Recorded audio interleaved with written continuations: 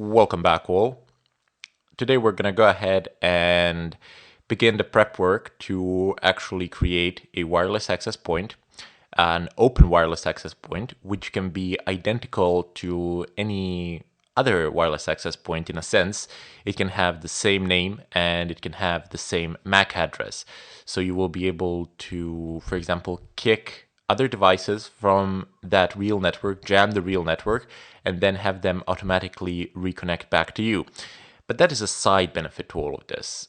When you create your own wireless access point, an open one, this is especially dangerous for public places where people connect to open Wi-Fi without thinking twice and start connecting to their services online, payment gateways, social media, etc. This is where this becomes a really serious problem. Now, what abilities do we have as the owners of that wireless access point, as the person who's controlling that rogue wireless access point? Well, first of all, you control the DNS queries. So you can you can control how the DNS queries are resolved. For example, you can have the domain that is resolved to your local IP address on which you have your own web server running, and where you can clone pretty much any site out there and then serve that fake site which looks exactly like the original pretty much. And once you serve it, they can log in, and it doesn't need to be HTTPS, or in some cases it has to be HTTPS due to the new standards in browsers. And in the case that it's not HTTPS, great. You can harvest the credentials simply by using Wireshark. In the case that it is HTTPS, you will need to basically serve your own certificate, SSL certificate. And keep in mind that once you serve your own SSL certificate, the person on the other side needs to sign it. So they need to, you know that site where it says connection not secure, something like that. You have to click on accept certificate, and once you click on accept certificate, you can actually enter. They have to click on it because they can't actually access the site otherwise, because all of their queries are being resolved through you, and you are resolving them to your local IP.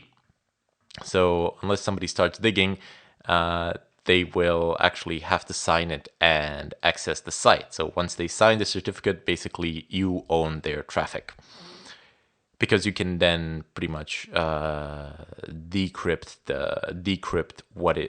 the incoming traffic without any problems of whatsoever. Well, relatively without any problems of whatsoever.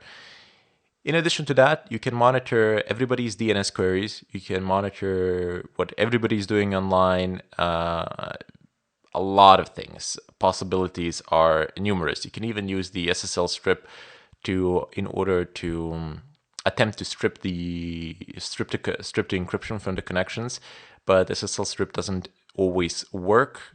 There are also some variants of SSL attacks as well that we might delve into. Now, the very first thing that we should do, I'm about to create a virtual environment and perform all of this within a virtual environment. Now, you can actually do this on your host system. Not a big deal. The procedure is pretty much the same. However, I really wouldn't recommend it. You will be running a download of services on that machine. You will have web server, you will have a DNS server, you will have certain programs which will be listening on certain ports. So you will have a lot of open ports, you will have a lot of services that are running in addition to the wireless access point that is actually running there. So that machine will be completely open to outside traffic.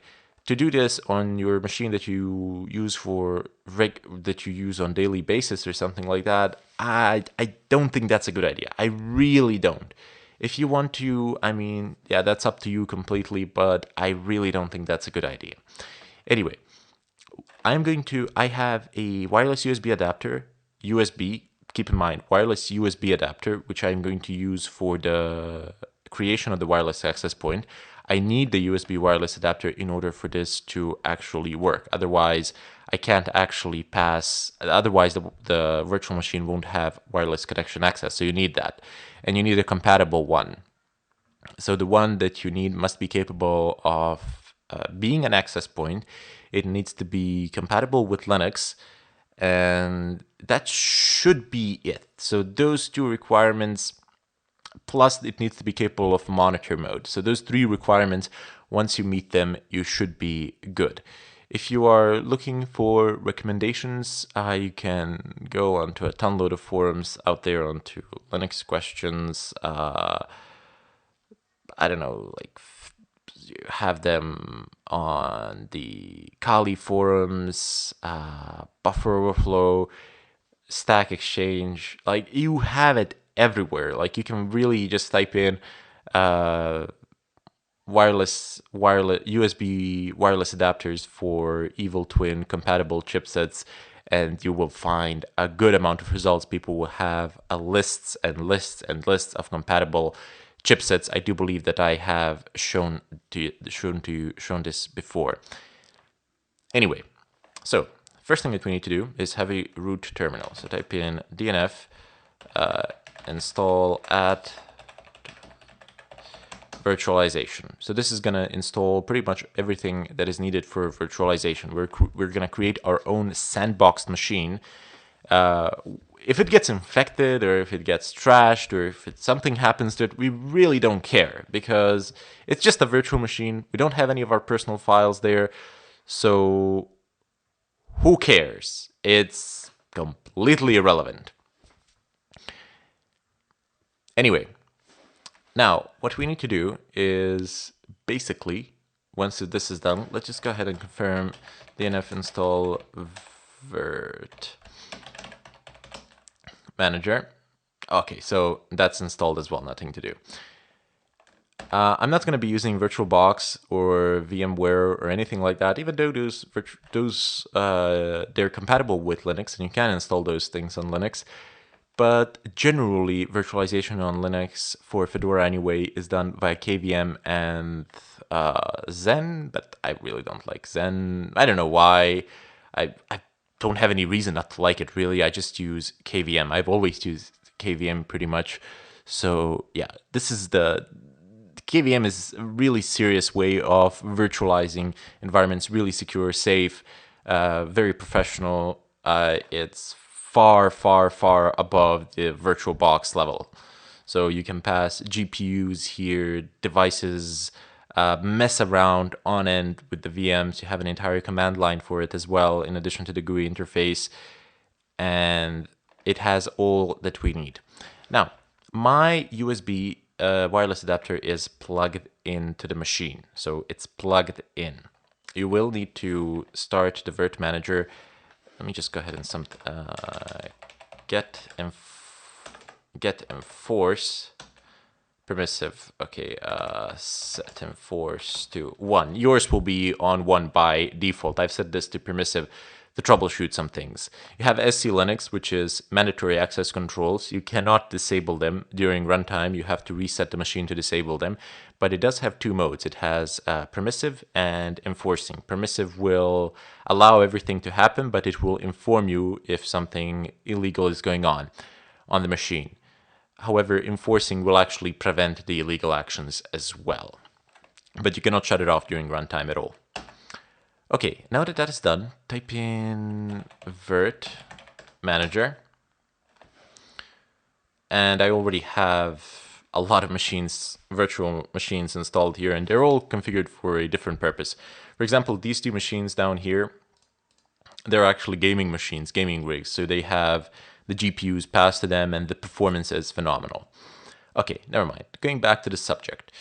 We're going to need to create a new machine. Now, for a new machine, we will need an image. So we need an image of an operating system. So I'm going to go ahead and use Kali here, simply because I don't need to actually bother installing a lot of things. And the drivers for my wireless network adapter seem to function rather well. So you go into downloads.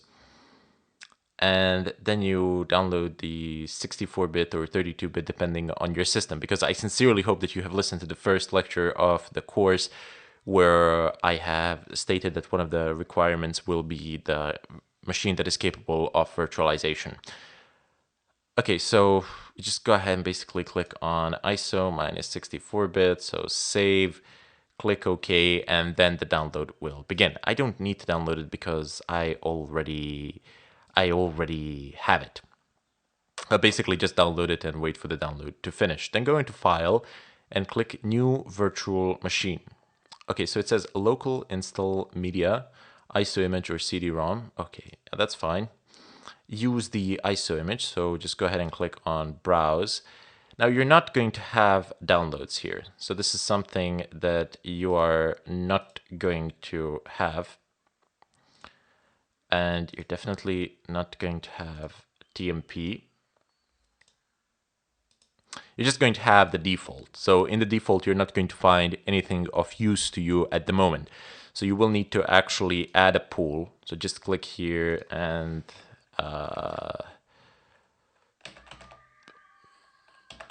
downloads. So just add a pool. The name here is arbitrary. Name it with however you like.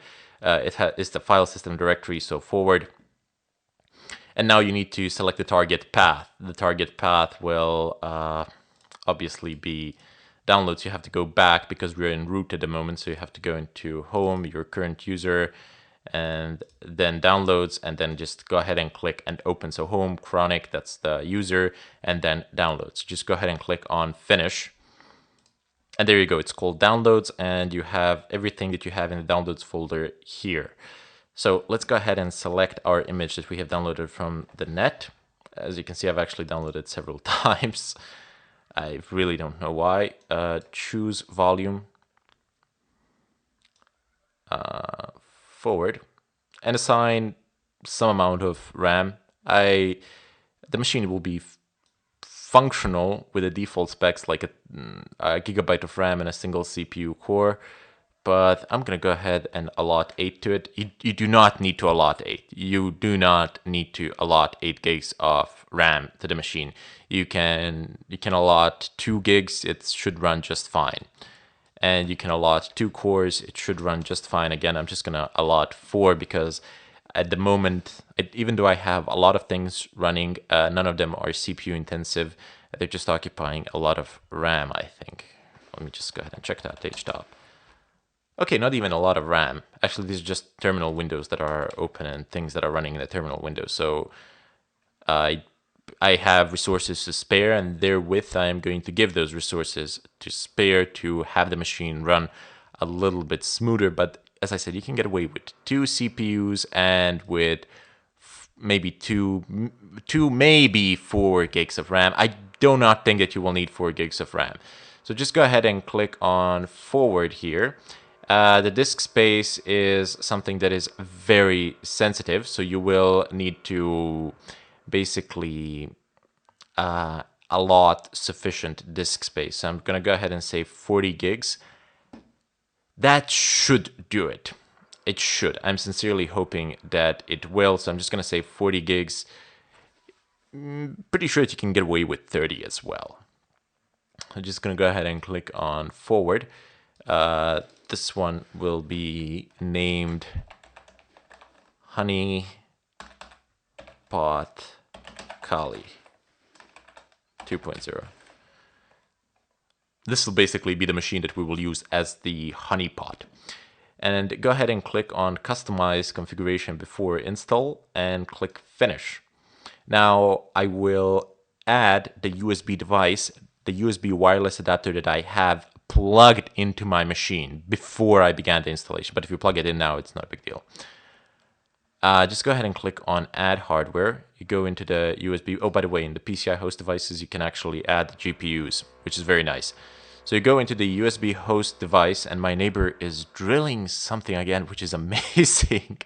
You go into the USB device, and you find your wireless USB adapter. So you can you can run the LS USB in the terminal and have a look around first. LS USB. But I mean, you will find it. It's not a difficult thing to find. It says like WLAN adapter. I mean, it's not like you have 100 WLAN adapters. You have one that's plugged in. So I'm going to go ahead and select it. And you can see it's 802.11n. So it's definitely a wireless thing.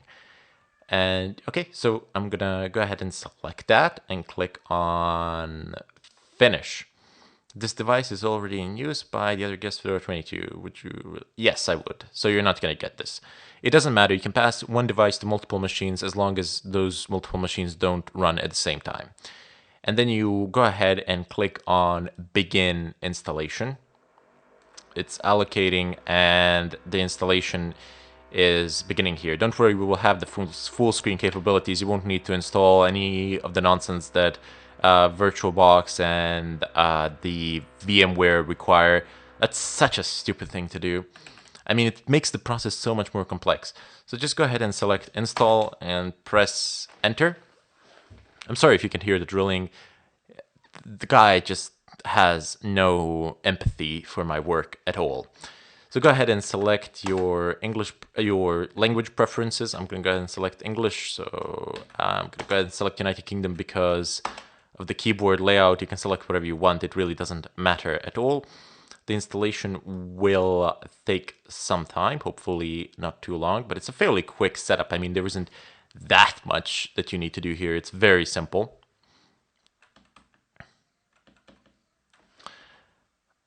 Dun, dun, dun, dun, dun, dun. It's going. This may take some time. Oh, wow, okay. So it's probably going to take a little bit longer for you because this is being done on a PCI disk, so PCI SSD disk. Select your host name. My host name will be my domain 01. Go ahead and continue. So just select your host name. You can change your host name later on. It's not a big deal. Type in the root password. Type in something that you will remember. Since this is a I always advocate really strong passwords, but since this is a virtual machine, perhaps an extreme degree of caution is not necessary. I myself am just going to go ahead and type in test. I would recommend that you type in something better in there. Why am I typing in test? Because this machine is going to get destroyed upon the completion of this tutorial, so of this chapter or something like that anyway. But it's a short-term machine. It's not gonna be there forever or something like that. The server virtual machines that I have running, they are much more secure in terms of password strengths. So just guided, use the entire disk in terms of partitioning, select the one that you have available. You cannot from this point on delete. I don't think that there is a way anyway to actually affect the rest of the file system of your host system because you have allotted 40 gigs and those 40 gigs are gonna be taken and that's it. You cannot touch anything else. So all files in one partition. Recommended. I don't really care. Finish partitioning and write changes to disk. Yes. And let it fly. So just let it go. I'm running a little bit short in terms of time, so I'm going to interrupt the recording here, and then I'll be back a bit later when this is like moved on.